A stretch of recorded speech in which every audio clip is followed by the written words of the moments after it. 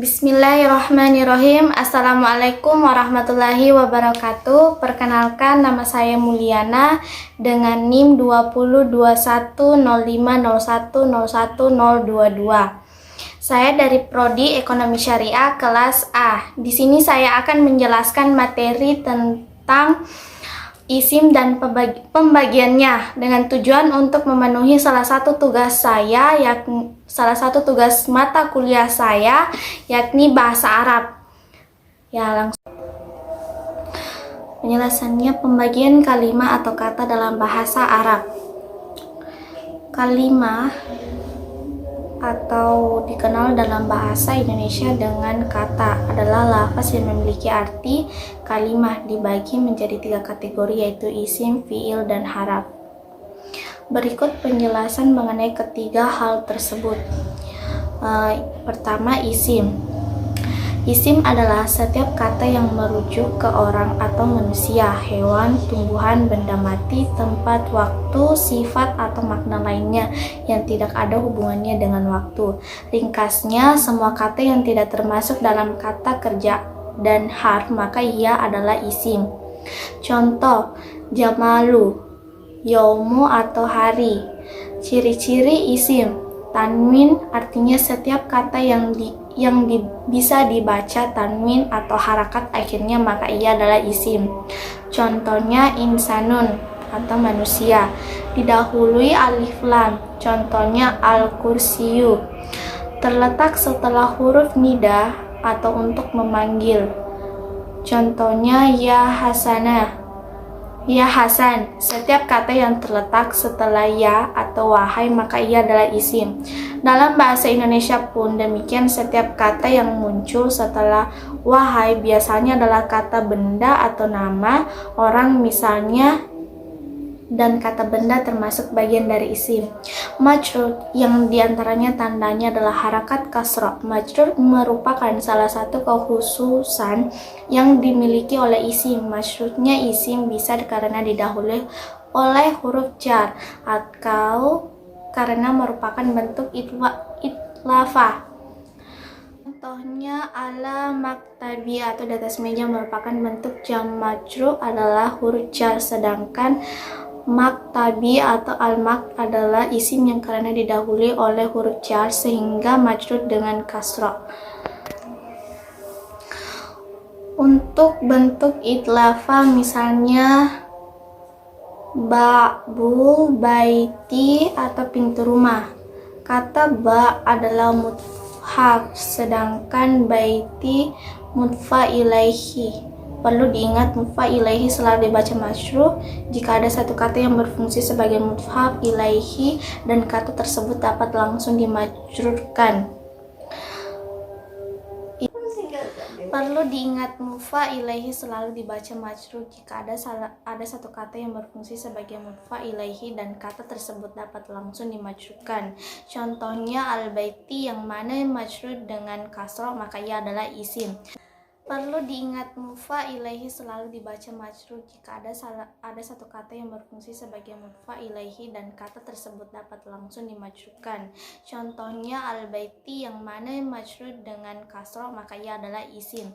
Mudhaf atau dalam hal ini al-baiti sebenarnya pun adalah isim, sehingga dapat kita katakan bahwa bentuk idhafa dalam kasus di atas, baik itu mudhaf maupun mudhaf ilaihi, keduanya adalah isim. Tanwin dan alif lam tidak mungkin bersatu pada satu kata karena kedua hal tersebut menjadi tanda independen untuk isim dan meniadakan satu sama lain. Apabila isim tidak didahului dengan alif lam, maka tanda isimnya adalah tanwin. Sedangkan apabila sebuah kata didahului dengan alif lam, maka kata tersebut tidak dibaca tanwin dan tandanya adalah alif lam tersebut. Sebagai contoh, baiti atau pohon, salahnya al-baitu al-baitun, yang benarnya baitun atau al-baitu. Kemudian yang kedua, fiil.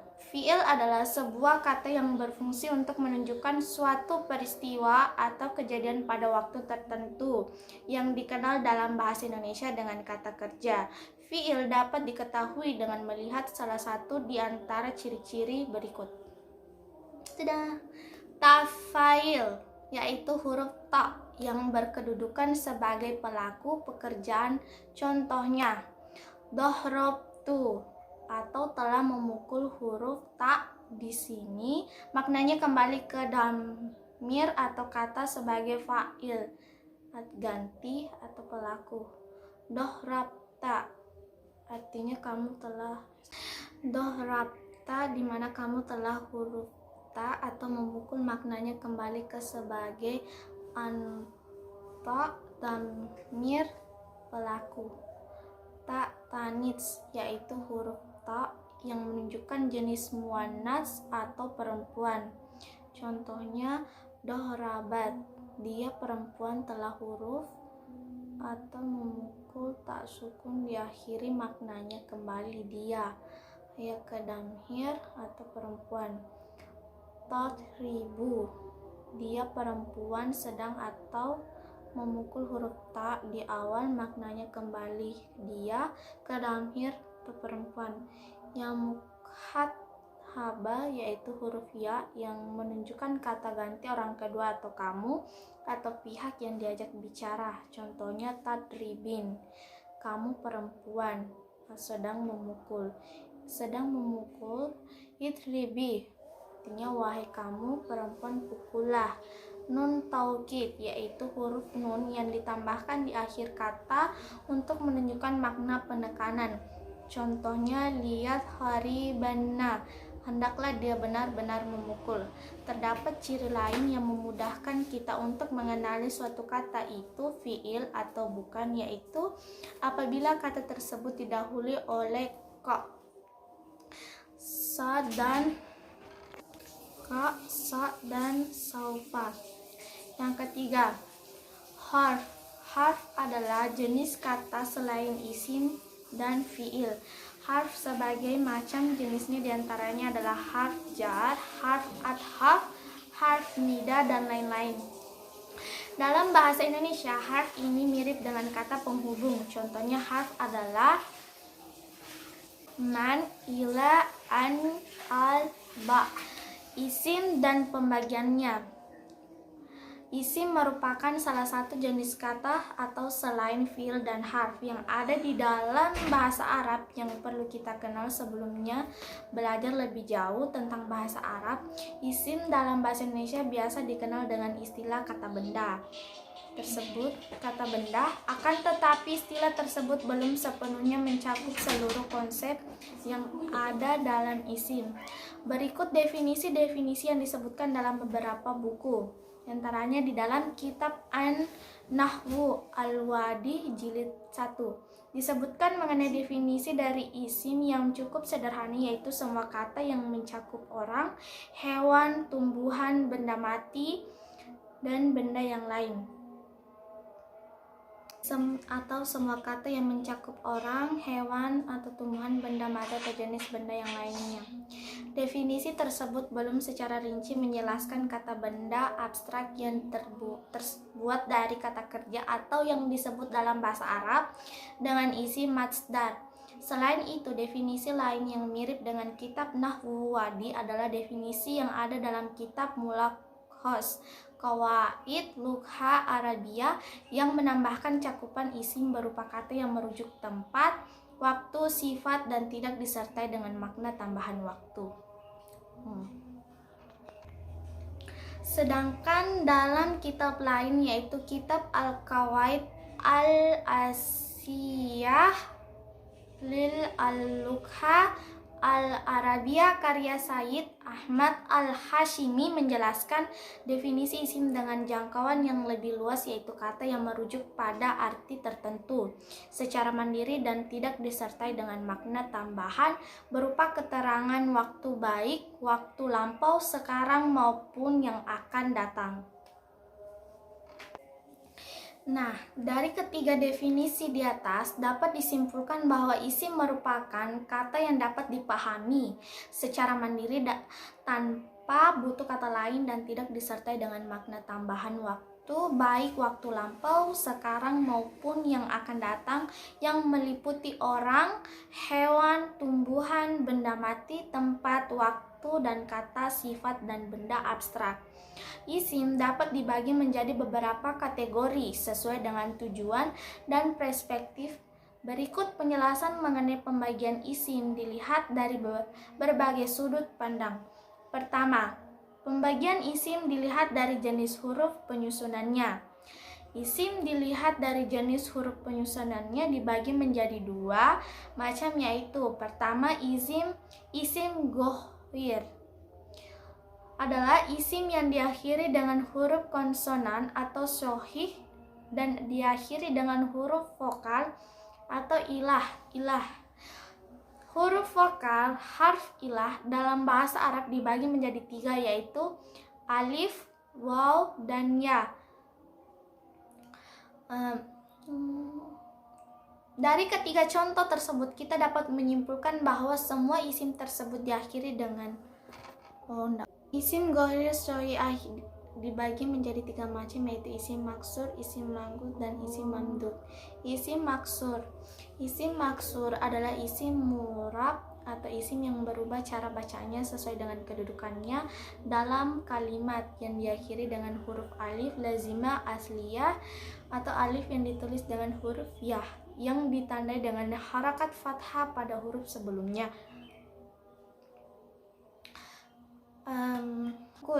Isim mangkus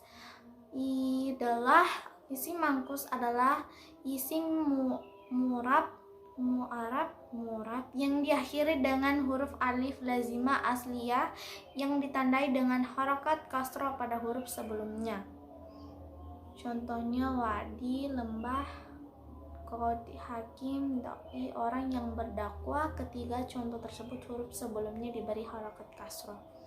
Isim mamdud adalah semua isim mu'rab yang diakhiri dengan hamzah dan disisipkan huruf alif tambahan sebelumnya. Contohnya sama'u atau langit. Dari contoh tersebut dapat diketahui bahwa diakhiri dengan huruf hamzah dan sebelumnya didahului dengan huruf alif. Yang kedua, isim syahih akhir. Isim syahih akhir adalah isim mu'rab yang tidak diakhiri dengan salah satu dari tiga macam jenis isim ghairu syahihul akhir pada penjelasan di atas, yaitu tidak diakhiri dengan huruf alif lazimah, ya lazimah, dan hamzah. Contohnya rajulu atau lelaki. Kedua, pembagian isim dilihat dari umum dan khusus. Isim dilihat dari umum, khususnya dibagi menjadi dua macam, yaitu isim nakirah adalah isim yang merujuk pada sesuatu yang masih umum atau kata benda umum belum jelas rujukannya pada satu hal. Contohnya insanu atau manusia. Dari contoh tersebut mempunyai makna yang umum. Kata singa masih umum dan belum jelas merujuk pada singa tertentu. Apabila kata tersebut ditambah dengan kata itu menjadi singa itu atau singa yang itu, maka kata tersebut menjadi khusus.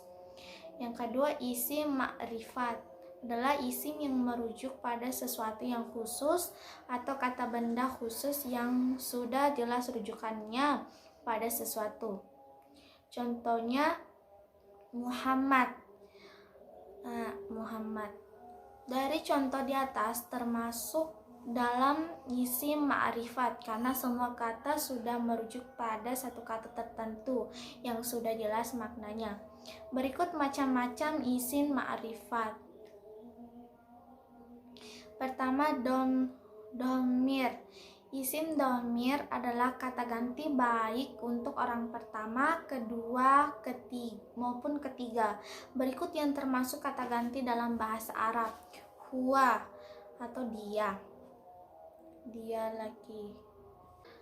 Berikut yang termasuk kata ganti dalam bahasa Arab. Huwa, dia, huma, berdua, hum, mereka, hia, dia, perempuan, huma, berdua, perempuan, hun, mereka perempuan, anta, kamu, laki-laki. Yang ketiga, alam. Isim alam adalah kata yang menjelaskan nama orang, tempat, daerah, negara, atau nama lainnya. Contohnya Muhammad, Aisyah, Lebanon, dan Makkah. Isim isyarah. Isim isyarah adalah kata yang menunjukkan makna isyarat atau kata isyarat. Berikut kata-kata yang termasuk dalam isim isyarah. Ini haza, ini laki-laki, hazihi, ini perempuan. Isim mausul. Isim mausul adalah kata yang dijadikan penghubung sebagai frasa dalam kalimat tertentu dan biasanya diartikan dengan yang. Berikut yang termasuk dalam isim mausul. Lazi, tunggal. Isim yang dijadikan ma'rifat dengan dua huruf muharaf. Isim ma'rifat karena ada unsur luar yang ditambahkan, yaitu berupa isim nakirah yang ditambahkan dengan huruf lam sebelumnya. Kata tersebut akan menjadi ma'rifat dan maknanya pun juga akan berubah. Contohnya kata kitabu atau buku berubah menjadi kitabu, buku itu. Kata pertama sebelum didahului dengan la hanya berarti buku, kemudian ketika ditambahkan dengan lam baru alif lam dengan menjadi buku itu. Isim nakirah yang disandarkan pada isim makrifat. Jenis kata ini tidak termasuk secara mandiri menjadi isim ma'rifat, akan tetapi karena ada hubungan dengan kata lain, yaitu karena menjadi mudhaf pada kata tertentu. Misalnya kata babu atau pintu bermakna nakirah, akan tetapi setelah digabung dengan kata tertentu menjadi baiti, pintu rumah, maka kata tersebut menjadi isim ma'rifat. Isim yang diletakkan setelah instrumen panggilan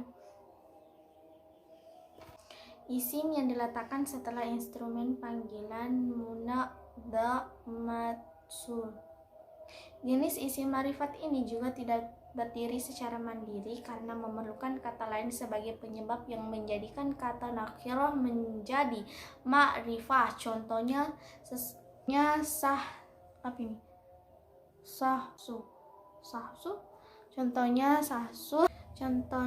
Contoh kata sahsu atau seseorang merupakan kata yang masih umum, kemudian ketika berubah menjadi yo, hai seseorang, maka berubah menjadi ma'rifah karena terdapat kata panggilan ya atau hai. Ketiga, pembagian isim dilihat dari jenisnya. Isim dilihat dari jenisnya dibagi menjadi dua macam. Pertama, isim mutsakar. Isim mutsakar adalah isim yang menunjukkan makna dengan identitas maskulin atau laki-laki pada manusia, hewan maupun benda. Contoh abu, ayah. Nah, dari contoh tersebut kita bisa tahu bahwa contoh termasuk dalam kategori isim mutsakar. Yang kedua, isim muannas. Isim muannas adalah isim yang menunjukkan makna dengan identitas feminim atau perempuan pada manusia, hewan maupun benda. Contohnya amu atau ibu. Dari contoh tersebut kita bisa mengetahui bahwa kata tersebut merupakan isim muannas adalah dari makna dan ciri-ciri lain. Berikut ciri-ciri isim muannas. Pertama, tak tanis adalah tak bulat yang terletak di akhir kata atau yang dikenal dengan tak marbutha. Contohnya di khotum atau kebun. Yang kedua, alif ta'nis maksurah adalah alif yang berbentuk seperti huruf ya yang terletak di akhir kata. Berikut ciri-ciri kata yang diakhiri dengan alif ta'nis maksurah, yaitu muannas sifat dengan wazan. Contohnya kubrah, masdar yang diakhiri dengan alif maksurah. Contohnya dakwah. Isim yang diakhiri dengan alif maksurah, contohnya unsa hailah. Yang ketiga, alif ta'nis mamdudah adalah alif yang terletak sebelum huruf hamzah yang berada di akhir kata. Alif ta'nis memudah ini biasanya berada pada kata dengan ketentuan berikut. Pertama, muannas pada kata sifat dengan bentuk, contohnya ahmaru atau merah. Biasa isim maupun kata sifat yang diakhiri dengan alif ta'nis mamdudah, contohnya khaira, gurun. Keempat, pembagian isim dilihat dari jumlahnya. Isim dilihat dari jumlahnya dibagi menjadi 3 macam. Pertama, isim mufrad. Isim mufrad adalah isim yang merujuk pada suatu makna dengan jumlah tunggal atau satu. Semua isim yang belum mengalami perubahan dengan penambahan di akhir kata maupun perubahan bentuk secara otomatis mengandung makna jumlah tunggal. Contohnya kitabu, satu buku. Dan yang kedua, isim mutsana. Isim mutsana adalah isim yang merujuk pada suatu makna dengan jumlah ganda atau 2. Dengan menambah alif dan nun pada kondisi rafa atau ya dan nun pada kondisi nashab dan jar. Contohnya bizolibaini, yang artinya saya melewati 2 siswa. Yang ketiga, isim jama. Isim jama adalah isim yang merujuk pada suatu makna dengan jumlah lebih dari 2. Isim jama sendiri dapat dibedakan menjadi 3 macam, yaitu jama muzakkar selain kan makna maskulin, jama muannas salim atau jama yang menunjukkan makna feminisim, jama taksir atau jama yang cara pembentukannya berbeda-beda. Berikut contoh dari 3 jenis jama tersebut. Orang-orang Islam pergi ke masjid. Pembagian isim dilihat dari struktur penyusunannya.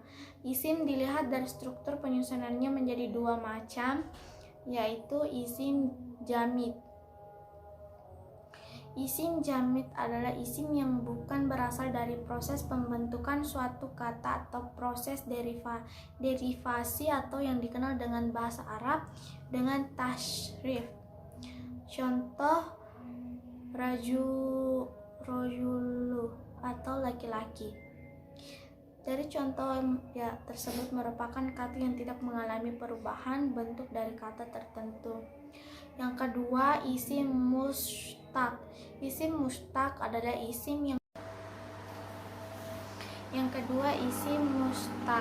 Isim mustaq adalah isim yang berasal dari proses pembentukan suatu kata menjadi kata yang baru.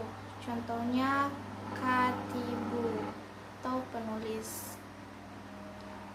Adapun yang termasuk dalam isim mustaq adalah isim fa'il, isim maf'ul, isim sifat musyabihah, isim tafdil, isim zaman, isim makan, isim alat. Itulah tadi penjelasan yang telah saya sampaikan mengenai materi isim dan pembagiannya.